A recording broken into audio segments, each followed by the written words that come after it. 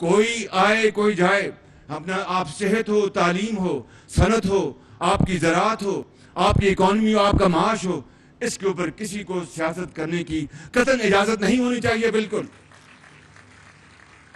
مگر اس کے لیے سوچ چاہیے، بڑا دل چاہیے، بڑا قد چاہیے.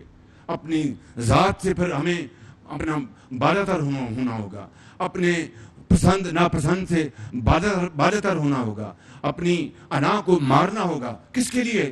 اس قوم کی ترقی اور خوشحالی کے لیے، ہزاروں لاکھوں کروڑوں ان بچوں اور بچیوں کے لیے جن کے بڑوں نے اس ملک کے لیے بڑی قربانیاں دی ہیں.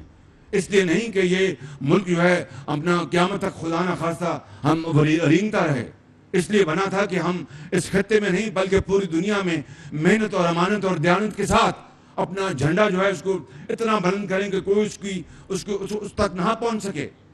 مگر وہ اس طرح نہیں ہوگا کہ ہم پچھلی حکومت آئی تو جناب اس کو سیاست کی نظر کر دیا اور تمام وہ ادارے تباہ ہو گئے. اس طرح تو تباہی پر ہمارا مقدر ہے.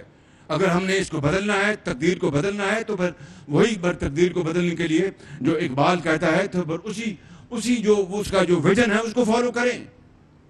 مجھے انتہائی خوشی ہے کہ آپ نے یہاں پر اینٹ لگائی ہے، باہر اندر آپ نے اربوں روپے کی مشینری لگائی ہے. یہ ہے طریقہ زندگی میں زندہ رہنے کے لیے، اور کوئی طریقہ نہیں ہے.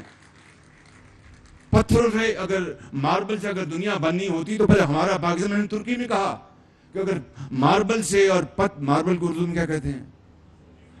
سنگو ہے نہیں، چلو سنگو خش سے ہی، کہ سنگو خش سے ہوتے نہیں جہاں پیدا. اگر سنگو خش سے جہاں پیدا ہونے ہوتے تو پھر پاکستان تو دنیا کا سب سے بڑا ملک ہوتا، جہاں پر ماربل کے اسلام آباد میں، کراچی میں، لاہور میں، پشاور میں، کوئٹہ میں محلات ہیں، اور خلق خدا جو ہے ان کو ایک وقت کی روٹی کو ترستے ہیں.